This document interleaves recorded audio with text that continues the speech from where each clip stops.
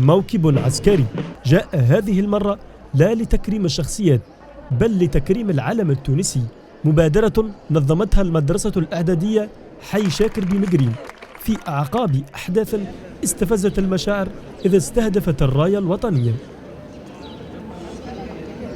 العلم هذاك راهو بالنسبة لي هو مش طرف قماش، العلم هذاك راهو سكري، راهو هذاك يرمز للوحدة المقدسة. ما يلزمش واحد يتصرف يلزم يتصرف مع العلم بالرمزية بتاعه، فهمت؟ بالإنشائية الرمزية اللي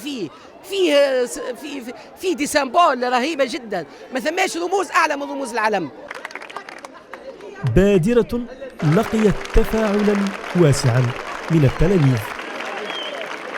هذه أحسن فكرة عملوها، فهمني، وباش التلامذة يحترموا شوية العلم. عجبتني برشا هذه المبادرة، نتمنى أنها تتعاود مرة أخرى.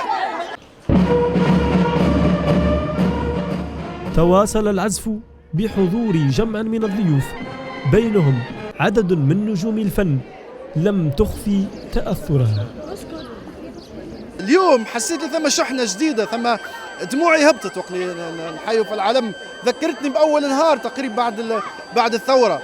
فإنه التجديد يعني كما تجديد الإيمان بالله سبحانه وتعالى، تجديد القيم، والعلم هو كما كان يحكي بكري السيد المدير، هو يجمع كامل القيم الإنسانية الإيجابية اللي يلزم تجمعنا.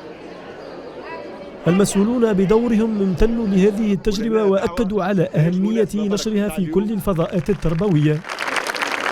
احنا المبادرة هذه إن شاء الله بتغطيتكم الإعلامية الموجودة توا تتمرر لوليداتنا على مستوى المؤسسات التربوية، سواء كان ابتدائي أو مدارس إعدادية أو معاهد، والتجربة هي تجربة رائدة وتجربة ممتازة وضرورة تعميمها على مستوى تونس. معناها انطلاقتها ممكن تكون معناها الإعدادية مقرين شاكر، إن شاء الله تتعامل على كل المستويات في تونس. يبقى العلم نقطة التقاء ورمز الوحدة بين التونسيين على اختلاف ألوانهم. اختلفت تحية الراية الوطنية هذا اليوم عن الأمس، مبادرة امتن لها الجميع في انتظار تعميمها على بقية المدارس الإعدادية الأخرى. هذه جد قناة المتوسط، تونس.